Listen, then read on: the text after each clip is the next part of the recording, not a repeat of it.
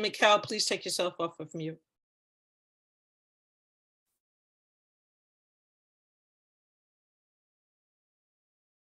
Bismillahirrahmanirrahim.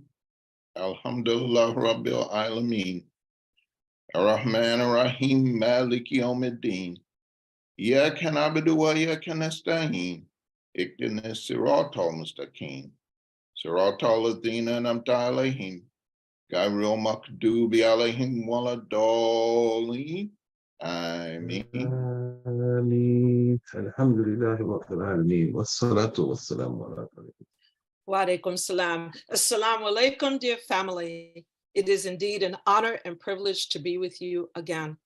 So let us begin with welcoming our speakers this morning, Dr. Constance Shabazz and Dr. Patrice Mohammed. Dr. Constance is the founder of Salaam Community Wellness Center, where Dr. Patrice practices integrative medicine. Please visit the community directory on the Study al-Islam website to read their full bios. Dr. Constance, Dr. Patrice, welcome. Assalamu alaikum, and thank you so much. We're so excited about this opportunity. So I'm going to take it from here. Yes, ma'am. For a few minutes. Okay, Bismillahirrahmanirrahim. Again, my name is Constance Shabazz. I'm one of the co-founders of Salaam Community Wellness Center. And we're located in Chicago in what's called the Woodlawn community. And for those of you all who have some Chicago roots, that is a community where many African Americans came to, migrated from the South, escaping the terrorism that they were experiencing.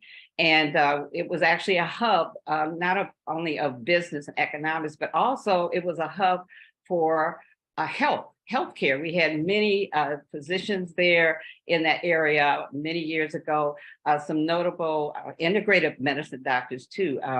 And so, but over the years that area has suffered a lot economically, and as because of disinvestment in the area, we've lost a lot of the key essential services that are needed, including healthcare. So I'm just going to give you a little brief history about us. I'm going to share a PowerPoint. Give me one moment.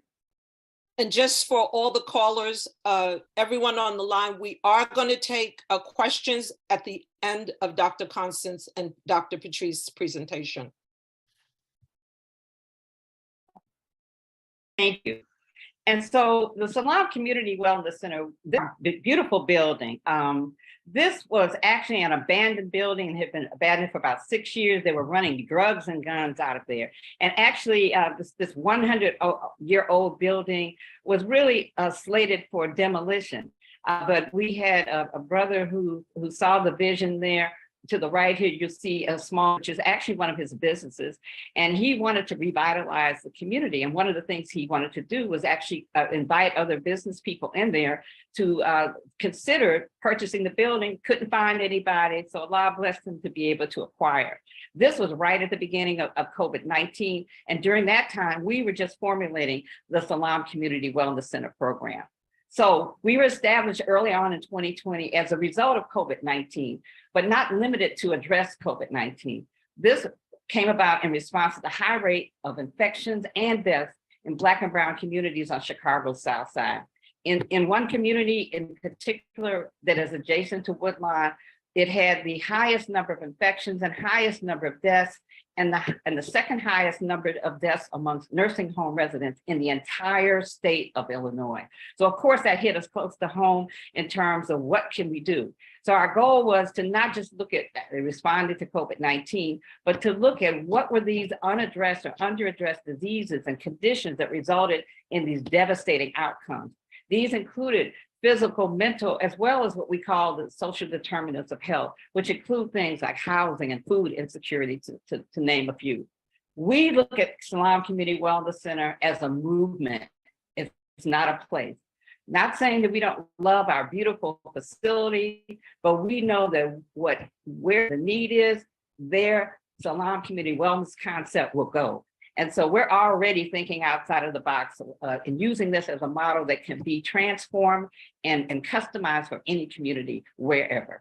What is our mission? Well, our mission is to help build and support healthy communities by empowering them through improvement of health, wealth, wellness, education, and economic development. And we, as a vision, look at this being a premier leader of integrative healing and transformative healthcare model. When we started this, we really started with absolutely nothing but the inspiration from Allah subhanahu wa ta'ala. We had no money, even though our benefactor had the building. We had no physical space, but it gave us time to really focus in on what are the key areas of focus in terms of healthcare that was needed. And we did this against the backdrop of not having access to a lot of data because, the health system was really focusing in on COVID-19. But we were fortunate enough to be able to tap into and talk to a lot of the community members to find out what were the critical issues.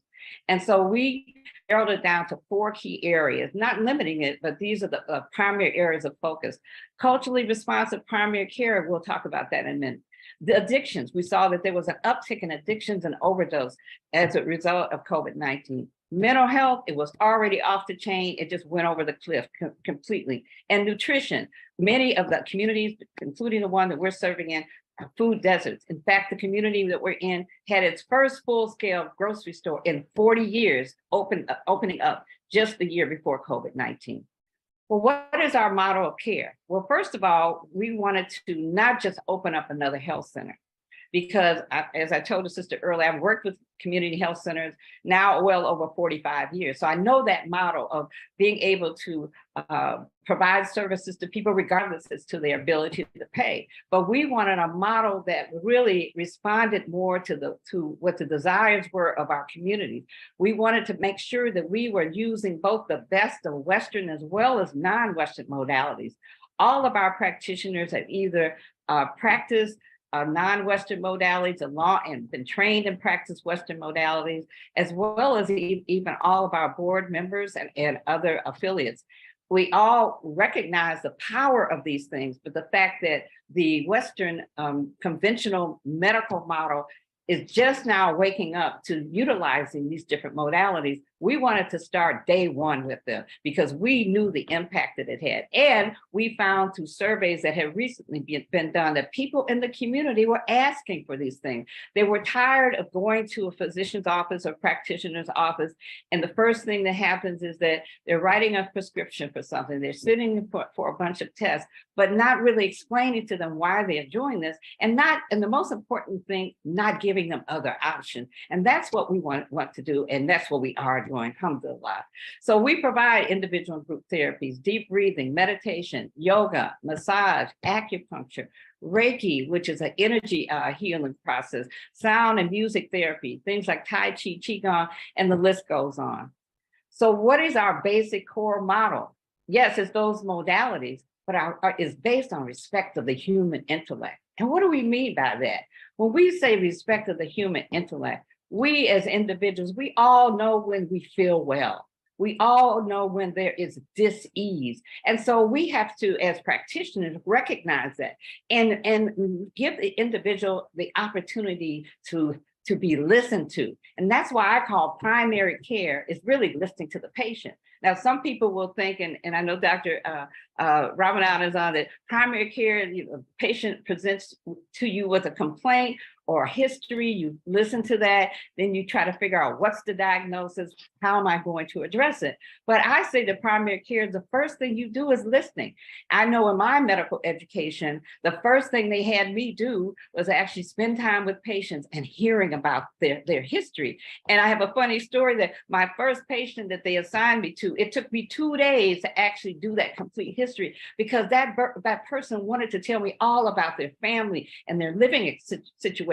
And now reflecting back, I said, wow, here we are trying to do the same thing because that person knew that that was part of their history. That really explained what their issues were. And it better helped and aligned with me as a practitioner to be able to help them. And last but not least is educating versus dictating. Oftentimes people feel as if they're being told by practitioners what to do instead of being educated about what they do. I always tell to my team, I've never followed a patient home and watched what they eat, how much sleep they get, how I don't go to the grocery store with them. I don't fix their food. But the best thing that we can do is educate them and help them to navigate this very, very, very complex and disturbing at times system that we call our conventional medical system. So here I'm going to give you a little quick tour of our beautiful facility. We have 4,500 square feet. This is part of the facility that I call this a pathway to health, because this is where our exam rooms are and some of our healing rooms are. This is one of our exam rooms. The beautiful cabinetry there was donated by a Muslim family. It was all custom made. You'll see the exam tables. We were partnering with a medical training facility there in Chicago that recently closed down, and they gifted us a lot of the supplies, equipment, and furniture. This is our laboratory, and we are partnered with a Muslim-owned laboratory, alhamdulillah, after a year of really trying to find the right fit for us. And Dr. Patrice, I'm sure, will share with you about the unique collaboration that we have with them. And this is what we call our multi-purpose room. At what you see right now, this was set up for our Reiki deep breathing meditation session. But we use this room. We have a conference table that we have there typically, and we use it for meetings. We use it for education. Like a couple of weeks ago, a couple of months ago, when there was Medicare enrollment, we actually brought a brother in who works with CMS. And he talked to mostly believers who came in, talked to them about Medicare plan, and really helped people to guide them through that process. So like I said, it's about education. And other things we use it for is massage therapy and acupuncture and other therapies. This is my favorite room. This is what we call the wellness room. And Allah's blessed us to outfit this in a way that aesthetically is just beautiful. You come in here, people can just relax, have just private time. You see the prayer rug there. We use it for Salat. I mean, it's just a wonderful room, and it really, really speaks to what Salaam is all about. Because as somebody asked me, why did you name the Salaam? I said, isn't that what everybody is seeking? Yes, and they got it. And this is one of our trainers. This is Dr. Larry Turner, who is a yoga instructor. He's also a clinical psychologist. And so he's part of our team. And here he's doing a presentation to a group of young people, including my godson, not so young, who's there, who owns the building. And this was a session for young people who are being trained to become community health workers. These are individuals who are going to go out into the community and connect with the community members and find out what their needs are and connect them to the services that Salaam offers, as well as other medical, health, and social service agencies. And this is one of our medicinal yoga, this medicine sessions is done by brother Daryl. And there's a lot of energy here. Really has helped people. We had one woman who came in who's going through cancer therapy, and it really has helped her to be able to weather the chemotherapy that she's going through. And this is actually a demonstration of hand massage, but we do full body massage also. And the sister there is our massage practitioner who's worked with us. And then this is a music therapy. This young brother who's there, he's 14 years old, maybe 15 by now. He came up with an idea of using music and having the music in medical facilities like hospitals, and using it to help to relieve the stress of patients and patients' families, and now even the staff of hospital workers, because they know the stress that people are on. And we did a pre and post questionnaire that they gave to us before we saw this performance. And I would tell you personally, all of the stress points that I thought I had before this performance that they gave, which was about 20 to 30 minutes, but when we did the post, it was all gone. So that just shows you the power of the therapy. And we also are working with a woman who is a neuroscientist at Northwestern University, and she is also a viola player in the Chicago Symphony Orchestra. And we're working with her. She wants to come in and actually do a special music therapy program for people who have intractable high blood pressure. And this is our annex. Excuse me, I mentioned about 4,500 square feet. Well, the first area you saw was 3,300 square feet. And this is our annex. This is what we're going to expand into to continue expanding on our both our physical and mental health services. We are in partnership with a young woman who has done a dynamic job in terms of creating a model of mental health that is affordable, using both the Western as well as non-Western modalities. And we'll probably be using some of this space. What you don't see is two exam room size rooms to be able to provide more services to the community. And this is the beginning of our Paradise Garden. Back in the early spring, late spring rather than early summer, we planted about 25 or 30 raised beds, organic garden. And so this garden grew anywhere from 25 to 30 different varieties of organic fresh fruits and vegetables.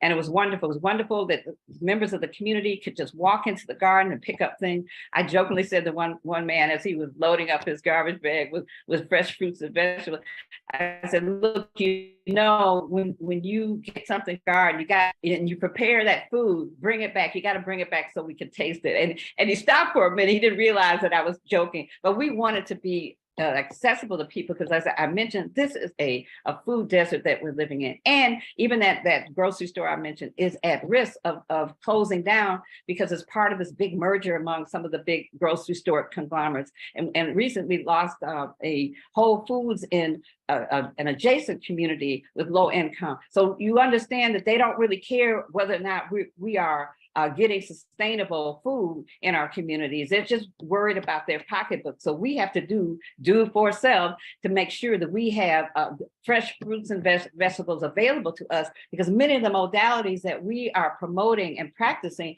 are dependent upon good nutrition. And this, I had to show this. This is like my wild vision for our Paradise Garden. This was done by an architect. And so also I want to show what it's going to look like on the inside. I'm sorry, maybe I didn't. Okay, here it is. Okay, and I'll go back to and as you can see, those beds there, those will be raised beds, as well as we'll have the hydroponics that'll be going vertically. And I want to point out this community gathering space, because we call this a holistic healing space, where we will be able to, in that beautiful space, be able to do some of these modalities. People will be able to come in there, they will be able to pray, they will do deep breathing, meditation, yoga, and the like. So we're really excited about the future of that. And so this is also part of our future. We call this the miracle on 67th Street, this renovation, this revitalization that Allah subhanahu wa ta'ala has allowed us. And I wanted to just point out to the left, those are two actually 4 retail spaces that we're in the process of acquiring. And on the second floor, we hope to have affordable housing in this community that's rapidly gentrifying due to the fact that there's the University of Chicago, which has been encroaching on the area, as well as the Obama Library. To the left of that building, you can see an open space. That's an entire block. And inshallah, we are going to acquire that block. And inshallah, we're going to build a state-of-the-art facility that addresses many of those social determinants of health, from zero to death, because we need it in that community. Inshallah, we will do that. And so, so this is our some contact information about us. I'm hopeful that Sister Fitrah will be able to post that on her website. Our website is salamcwc.org. We are a non-profit organization. We're 501c3, so we accept donations, and that has kept us afloat. We do accept insurances, and we have affordable payment plans, because we know sometimes, even for people who have insurances, that co-pays and deductibles are so high that you might as well say that they don't have coverage. So we are going to make this accessible to everyone in the community. And like I said, we don't look at this as being a space or a place. We look at this as being a movement that, inshallah, that we're going to be able to share with other communities. And we're already in discussion. Sister Fitrah, I didn't tell you when we talked earlier, just last night, we're in discussions with some people who want to do this nationally and maybe even internationally. So inshallah, we want to make sure that we do our due diligence to establish this. We also are going after federally qualified healthcare center status, which will allow us significant funding to take that financial burden off of us. But also, it does not force us to abandon this beautiful model that Allah subhanahu wa ta'ala has blessed us with. So thank you. May Allah bless each and every one of us and keep us in your du'as. And at this time, I'm going to turn it over to my esteemed colleague, Dr. Patrice Muhammad, and I'm going to let her introduce herself and give her background and talk a little bit to you about what is integrative medicine. Assalamu alaikum, my dear sister. Wa alaikum salam. Thank you so much, Dr. Constance, and thank you, Sister Fitrah, for having me. I am honored. My background, very basic. I graduated, and well, as Sister Fitrah said, you can get a full picture, or a more picture, I should say, of my background on the Salaam Community Wellness website. But I am a physician associate of about 29 years, graduated from the Cook County Hospital Malcolm X College physician assistant program in 1994, and had gone on to Capital University of Integrative Medicine, where I received my PhD in integrative medicine, which is really my joy in particular, because it does allow a person to work on, it allows a practitioner to work with the whole of a patient. And with that, before I get started, I'm sorry, I want to go back just 1 second. Dr. Shabazz, you didn't show them the big comfy chairs in the wellness room. We are very proud of this, and there's two big comfy chairs in the wellness room where you could literally sit back and immerse yourself a little bit in comfort. So I just wanted to point that out. Okay. All right, so I'll get started. Let's go through some terms first, and I want to share my screen because I'd like to go through some terms, because many people have questions about what is integrative medicine, what is complementary medicine, what is allopathic medicine. So you see, this will stop sharing. You want to continue? Okay, and so as soon as Dr. Constance has her screen, stopped her screen sharing, then we can move on. I've stopped. Okay, all right. So now I will share my screen. Okay, there we are. So let's go through some terms. Alternative medicine is a term that they use, which encompasses a wide range of medical practices and systems from cultures around the world. And of course, in the countries of here, United States, and people describe practices that are outside of mainstream medicine, which I would say is, we'll see that later, but traditional Chinese medicine. So that's one that's mainstream, of course, outside the United States. The complementary medicine term, and you'll see these pretty much, they all mesh kind of together, as you'll see. The complementary medicine is the term used to describe types of treatments you may receive along with traditional Western medicine. And the examples is massage, meditation, biofeedback, as Dr. Constance pointed out, Tai Chi, Reiki, music therapy, guided imagery, and dietary supplements. And now you have integrative medicine. So integrative medicine, and you see that they'll start to kind of mesh together. It's a healing-oriented medicine that takes into account the whole person, including all aspects of lifestyle, the physical, emotional, mental, social, spiritual, and environmental factors that influence a patient's health. And it emphasizes the therapeutic relationship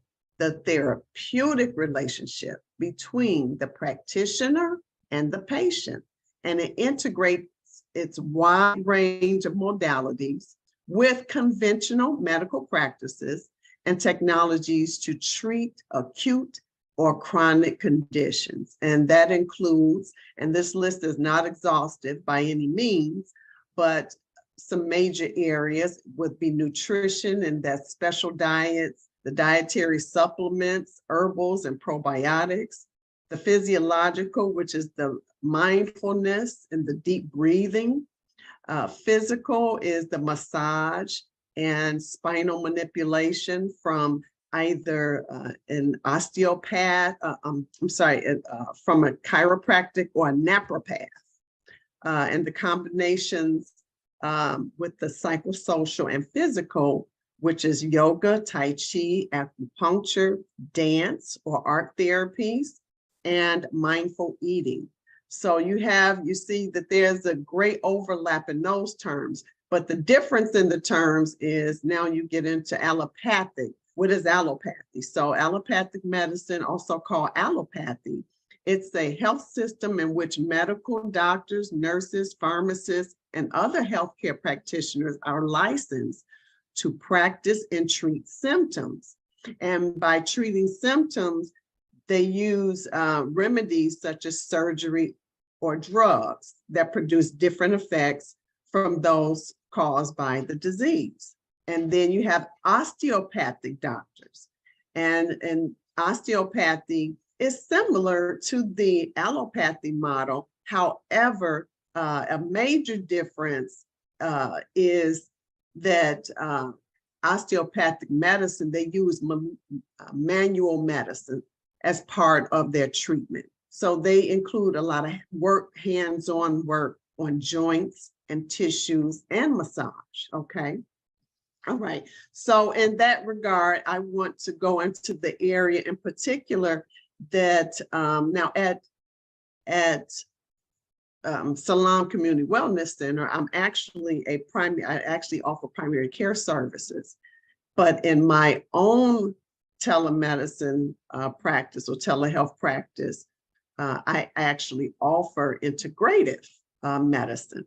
And this is the component of integrative medicine that I focus on, and it's called nutrition response testing.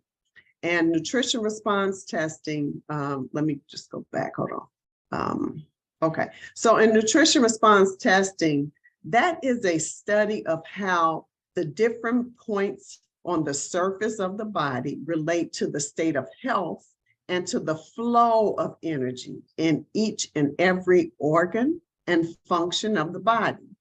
Since human anatomy hasn't changed significantly in thousands of years, the utilization of these reflexes and specific points have become extremely useful in our practice because they are so accurate. So I have a demonstration so I can kind of show you what that looks like in a minute.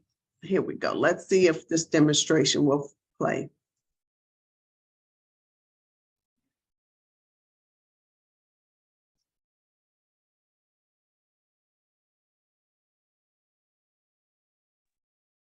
Dr. Patrice, you might want to see if the mute button's on the video.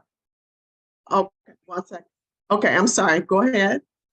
No, yeah, or the volume. You might want to check the volume. I see it's not muted, but you might want to check the volume on it. Thank you. Okay. Let's see. See if I can. Let the video keep going, and Dr. Patrice, you can kind of explain what's going on, but we can visibly see the doctor because we're going to be short on time. So let's keep the video moving and you explain it. Okay. So they're using a technique. 1 second. They're using a technique. Oh, I'm gonna cut that. They're using a technique again that I mentioned, which is called nutrition response testing. So it's like muscle testing. Most of you all know about muscle testing. And so that takes into consideration the meridians of energy, and each NRT reflex or nutrition response testing reflex represents a specific organ, tissue, or function, and it indicates the effect that the energy or lack of energy is having on the body. So as they're doing the testing, as I do the testing, or a practitioner does the testing, if there is an organ that is deficient, or it's not producing the function of that organ well, it will spill out its proteins. And when it spills out its proteins from that particular organ, there will be like a short circuit of that energy. And so we can directly pinpoint and identify the particular organ that's affected. And so then there's a personalized program that we give everyone for that, okay? And then I wanted to, do I have about 5 minutes? You do. Because I'd like to show this video in particular, because this goes over some music therapy that Dr. Constance mentioned. But the design, I'll just bring this point up, the design clinical nutrition program, and that's just whole food supplements, as we mentioned in the previous slide, that they're whole food supplements as well as herbals, as well as probiotics. All of these go into a personalized program for a patient once the nutrition response testing is completed. Okay. Now, this is acoustic therapy, as Dr. Constance pointed out. This is being used, and very successfully being used, as a modality to help diminish stress, diminish and bring down stress levels that cause, that can lead into high blood pressure. It can lead into strokes, heart attacks. So this is extremely important, that we help calm the inner being of a person and to help them to cope better.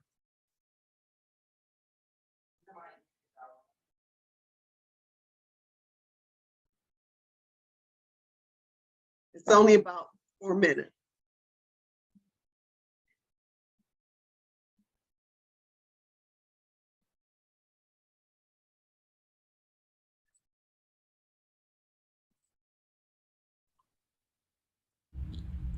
Yeah, the audio sister is not working, so if you can just summarize it. Oh yeah, he's talking about, I'm sorry.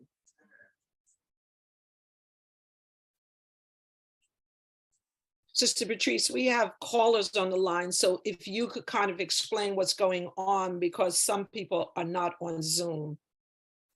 Okay, so this is, let me turn this down a little bit so I can hear myself.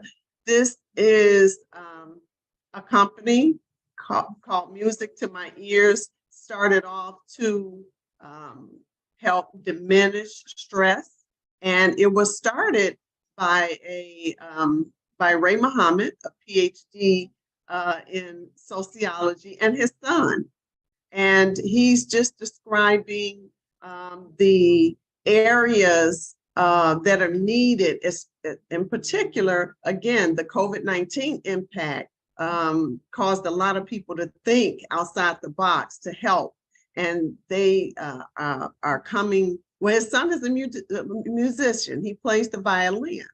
And so there are other musicians that came together in a concerted effort to help. And I just want to just play a little bit of that, and I'll be done. I wanted to play a little bit of the selection so you can feel it. Okay. Sure. Okay, here we go.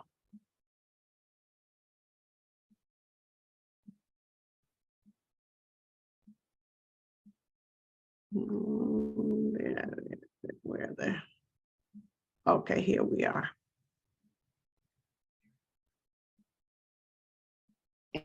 And that was at the Salaam Community Wellness Center in our multi-purpose. Okay.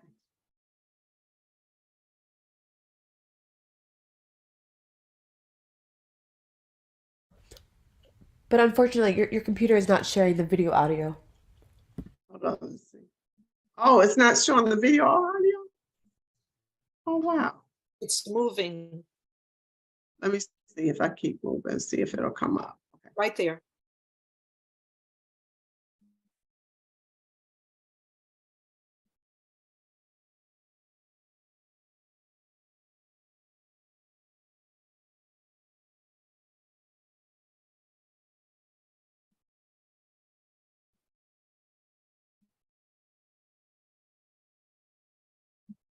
Okay. All right, thank you. So I wanted to bring out 2 points in particular, and that is nutrition response testing, very, very, very specific on pinpointing the problems within the body that the person may be having, as well as acoustic therapy. It's a very proficient, effective way of reducing stress, which in return can diminish high blood pressure, the incidence of stroke and heart attack, which are very significant. And it actually is a part of mindfulness because it helps to open you up. It helps to relax yourself, and it causes you to increase your creativity, because if you're not so stressed and you're relaxed, then that'll increase your activity, your productivity. It will increase your work performance. And so those 2 components in particular, we're working at the Salaam Community Wellness Center. And I'm very, very proud to be a part of the new movement of healthcare. I want to thank you. Oh, no, I want to thank you. If you could take your screen down. Sure. I want to just say to the listening audience, please, if you have any questions, send them. But I do have a question. First of all, having you on to describe the services that are at the Wellness Center are much needed. I'm very interested in the integrative medicine. So what type of insurances do you take? That's very important to, I'm sure, everyone who's listening. Well, we take the most common ones that are, because insurance is really related to the state that you're in, okay? And so we have like Blue Cross, Blue Shield, Aetna, but what happens for anyone, if they are not assigned to that insurance in the state where the care is provided, then it would be considered out of network. And so as far as the insurance reimbursement, they may not be willing to reimburse to you to the extent that would be financially comfortable. So that's why I mentioned before that we have these payment plans. We do some discounted plans because we want to make sure that everything is affordable. And if we determine that someone just cannot afford the payment at all, that's why we're a 501c3. That's why those donations are key, because it helps us to offset our costs. We may be able to discount the service, but we can't negotiate the lights, the heating, the rent, so we try to make it affordable to any and every person.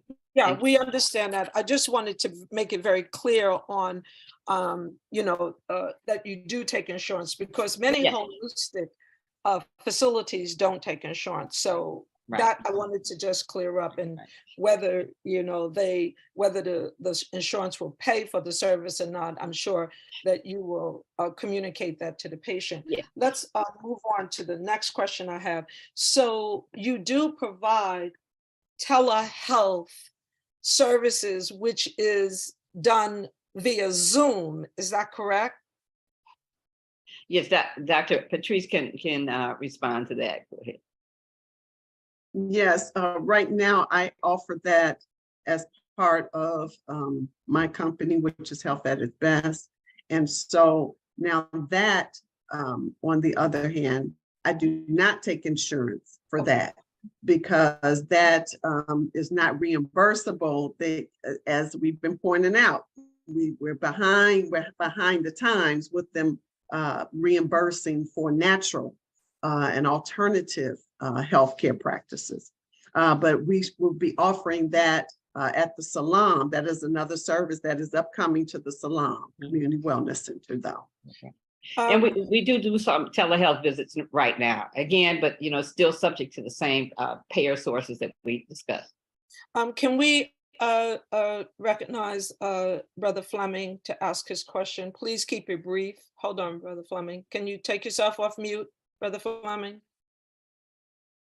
Okay, you're on mute. Go ahead. Keep it brief.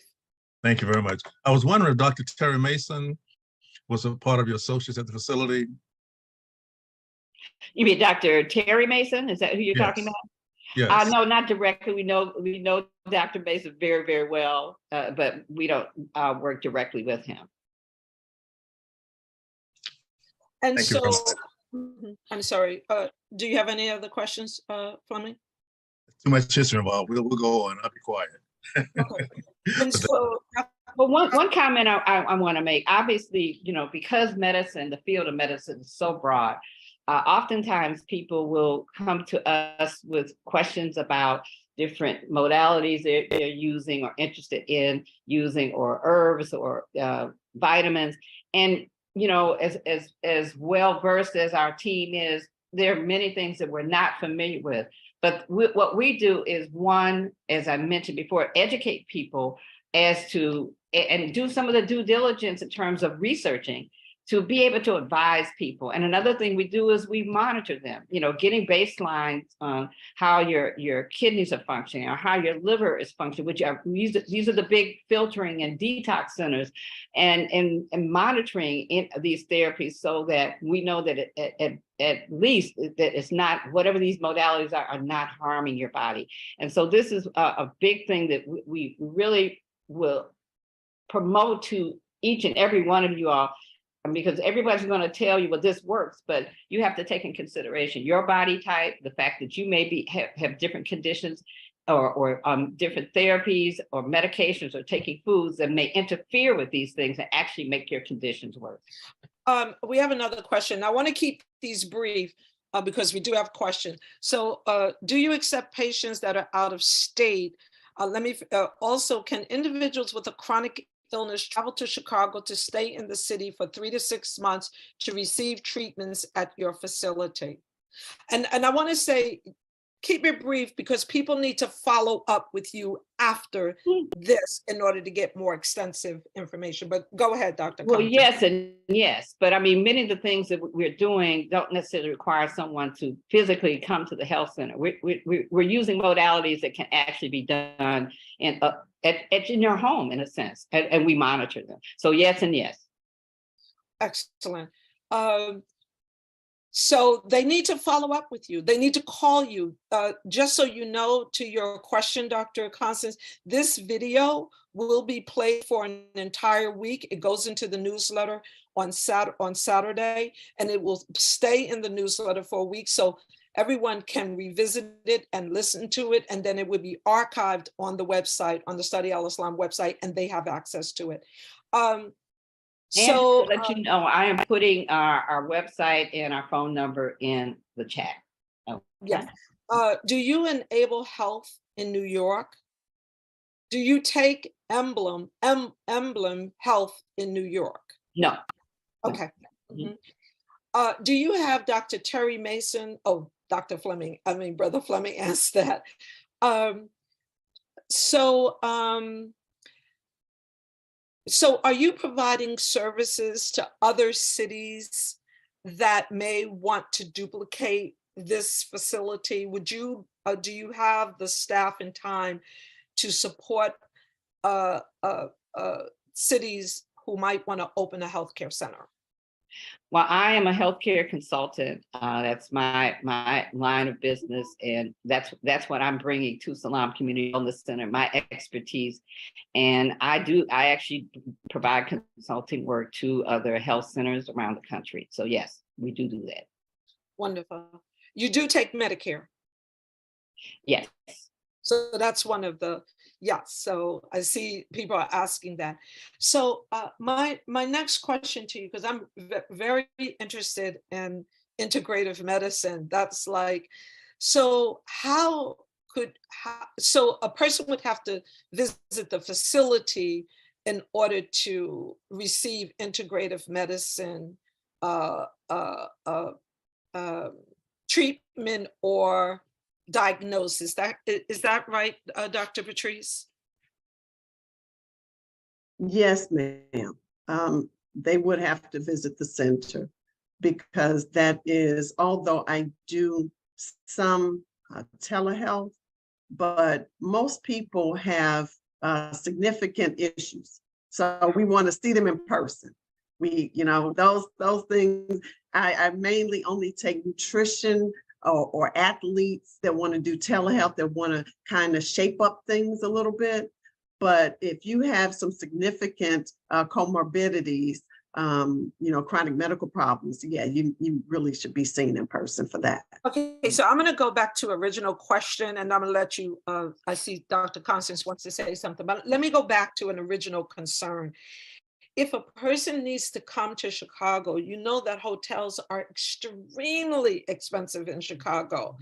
What type of, are you looking into maybe places where they can stay with the communities, or available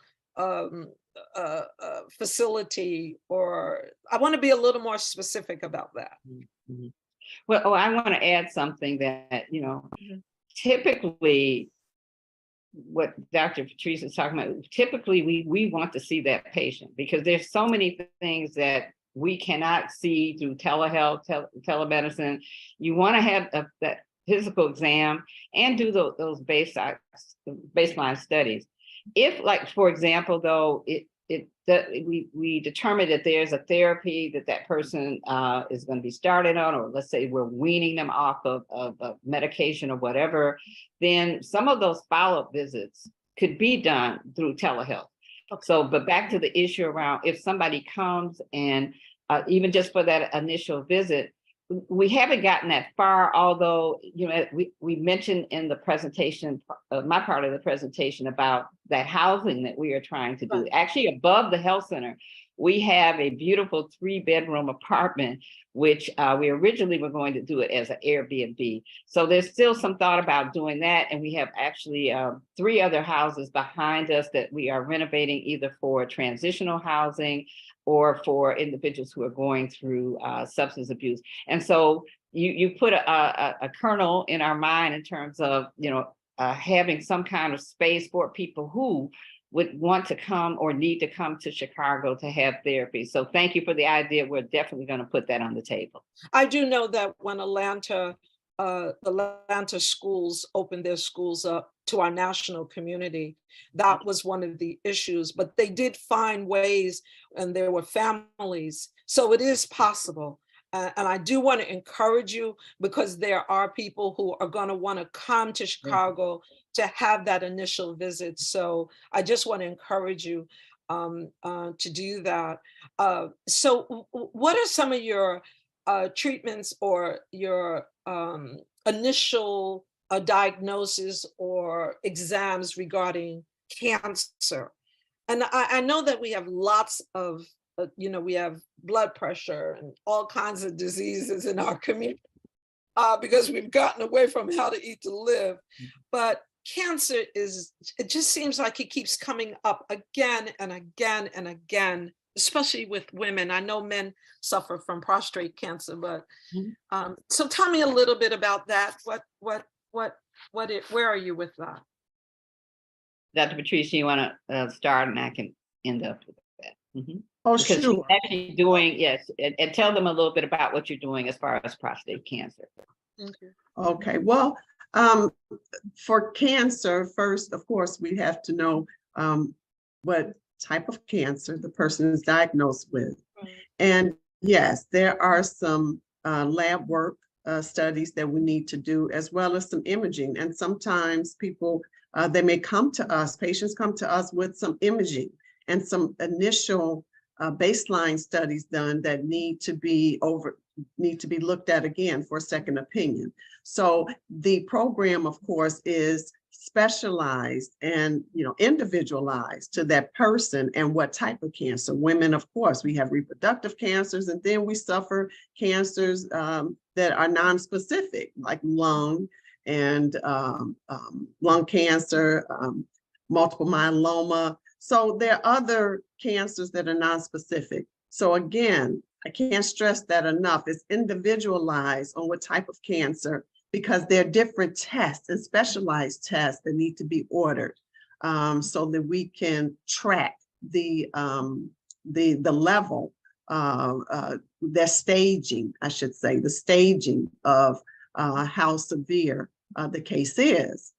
As far as prostate cancer in particular, I'm working on research for prostate cancer of African-American men or men of African descent in particular. There aren't enough studies in that area, and we're working on that. And we're looking at some urinary biomarkers that are novel, that are new, that may be better for the African-American man versus other ethnicities or races. So that's what we're working on now. Let me ask this question. Are you open to, for example, if I get an exam in LA and from a very good doctor, and I get the results, can the service provide continuation of medical care? Meaning, can I take those results and send them to you, and then you provide a care of treatment for me?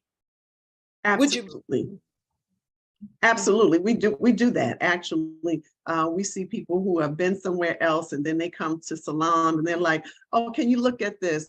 And we have to order other labs that have been done. We have to get the results. So yes, we do that all the time. So those labs that you order, Sister Constance, just one second. So those labs that you order, can they be done at a facility where I live?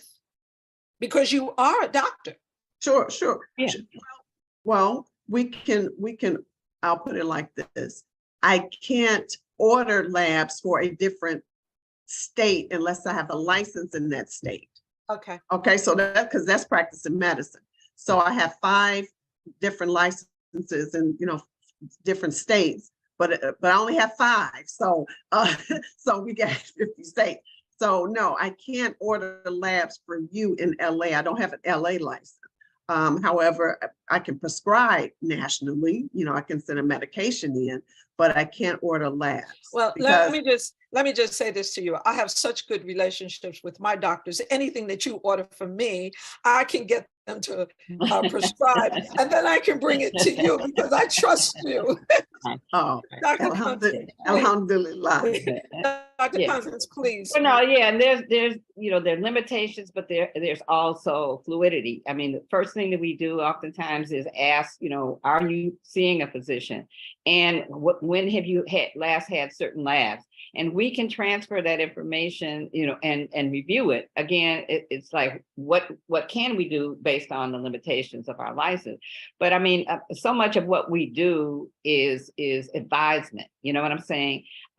Giving people information so they can make those decisions. Because oftentimes when we think of cancer, the first thing that you think of either is going to be some radical surgery, or it's going to be chemotherapy. And so a lot of people are very leery of even, and I'm going to say this, before we even get to the diagnosis, one of the challenges that we have in our community is just getting the screening test. I spoke to a brother recently who kind of hemmed and hawed a little bit about, oh yes, I saw a doctor recently, and was a prostate doctor. And I said, well, brother, okay, so when they did they do the test? And he said, yes. And I said, well, what was the result? And it was sky high, but he says, okay, but I feel fine. And so, but we know that, you can feel fine with something and have something that's actually deadly. And so our thing is to try to, like with the program that Dr. Patrice is working on, making it as easy as possible, financially accessible in terms of transportation and availability in the community, and also the least invasive way to do either the diagnostic testing and the like. And the other thing about our model is that, yes, it may not be feasible to replace, if you will, the therapy, but there are ways in which, that's where the term complementary comes in, where there are other modalities that help to mitigate the side effects. And that's what really people are concerned about, that the treatment oftentimes is worse than the disease. Okay, and I want to come back to that, but someone is asking a question. Dr. Patrice, what are the 5 states you're licensed in? Oh, Iowa, Illinois, Indiana, DC, and Maryland. You're licensed in DC? Yes. Oh yeah, well, guess what? You got a patient right here. You know, I'm calling you after this. I know a whole bunch of people in Maryland are going to be calling you as well.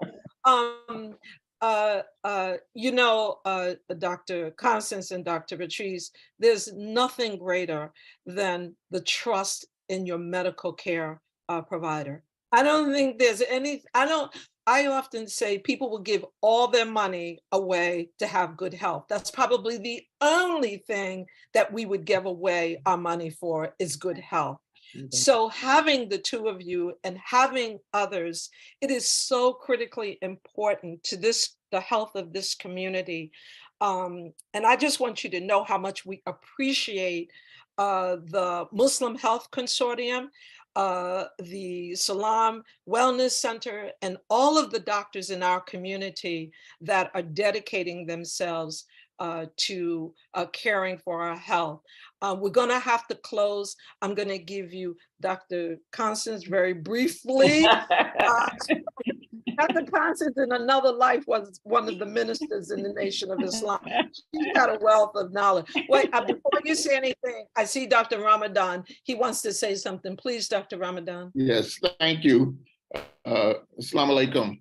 Alaikum salam. I just want to say that I am so proud of this development of the Salaam Wellness Center, and that it was indeed my honor to work closely with Dr. Constance over 50 years ago when we worked together on the Honorable Elijah Muhammad Memorial Health Facilities Corporation. And at that time, you know, the direction was towards building a hospital, but many of these concepts that she's now brought into existence were being formulated. We were thinking along these lines at that time. And our paths separated since then, and always I've been a strong supporter of it, and she knows I was there always in spirit and still there. And I'm just so pleased and thank Allah to see this development, and looking forward to great things in the future. So and just for all the listeners, Dr. Ramadan is the chair of the Muslim Health Consortium, which is a collection of doctors in our community in all fields of science, and our advisors to our community were advisors and are advisors to our community regarding COVID and how our masjids should function, and so we need to call on them. And Dr. Constance, we at our very last minute, I want to give you a moment, and to Sister Patrice to just give a brief closing comment. Alhamdulillah, alhamdulillah, alhamdulillah for this opportunity. Thank you. Thanks a lot for this opportunity to share. Sister Fitrah, thank you for all the great work you're doing. Dr. Ramadan, you know, we've been in the trenches a long time. Dr. Patrice, love you, sister, and that's it. Thank you. Dr. Patrice, please. Thank you for the opportunity and the honor. Look forward to another one. Thank you. Love you too, Sister Dr. Constance. We've been with each other for quite a long time. Yes. Alhamdulillah. Thank you. Alhamdulillah. Inshallah. Yes. We are honored as a community to have this kind of scholar available to us. We see it in every other community, and we often can recognize it. We often talk about how the Jews are so united, and we talk about how the Christians do. Well, the Muslim African American is following the same kind of path that Allah subhanahu wa ta'ala wants for us, and that is we have scholars in our community that we can go to, and I cannot tell you that I am so blessed and grateful to have lived long enough to see this. So in our closing, I just want to say to mark your calendars, because Study al-Islam will take a short break from March 1st to the 22nd to prepare for Ramadan 2023 and Life Topics 2023. Let me repeat that. We are going to take a short break from March 1st to the 22nd to prepare for Ramadan and Life Topics 2023. We are planning an exceptional lineup of speakers and topics to further educate and support our individual and collective community journey, inshallah. Make sure to read the Study al-Islam newsletter to stay updated. It's coming out every Saturday. If you are not receiving the newsletter, please visit the Study al-Islam website and subscribe. If you are if you're able to donate to Study al-Islam, please donate to keep Study al-Islam growing. So until we meet again, remember Allah created in us sensitivities that give us the ability to declare justice, recognize truth, feel kindness, mercy, empathy, and love towards one another. He created beauty all around us, proof of his existence, proof of his power. Remember, verily, those who say, our Lord is Allah, and remain firm on the right path, on them shall be no fear, nor shall they grieve. Your sister and friend, Sister Fitrah, and Dr. Ramadan, I'm going to ask you to close us in prayer, please. Bismillahirrahmanirrahim. Allah sir. Inna al-insana lafi khusr. Illa alladhina amanu wa amanu solihat. Wa tawasaw bil haqq wa tawasaw bis sabr. Ameen. And just so you know, next week, we're going to deal with a very sensitive issue, and it's important that we deal with it. We're going to deal with polygyny. And I've asked Imam Fahim, who will come on and talk about polygyny from the Quran. And I've invited Sister Rama, who is a member of our community. She is the director of Karama, which is a group of Muslim women. She is unable to be with us, but she has recommended another sister who's a member of our community, attorney Aisha, and we will be talking about the legalities of polygyny here in America. It's a difficult topic, but I know that we are venturing down that path, and so we need to discuss it because we need to demystify it, and we need to make sure that if those who want to practice this are doing it correctly, and that the sisters understand what legalities there are, whether they're protected in this. I'm not advocating for or against it. We know what Allah says in the Quran. So Imam Fahim has agreed to be with us, and we will have an attorney to address the legalities of this, so that you all out there that think you're protected and you're not, we need you to know that. May Allah bless you all. And inshallah, I hope to see you next Sunday. Thank you, thank you, thank you. Assalamu alaikum. Like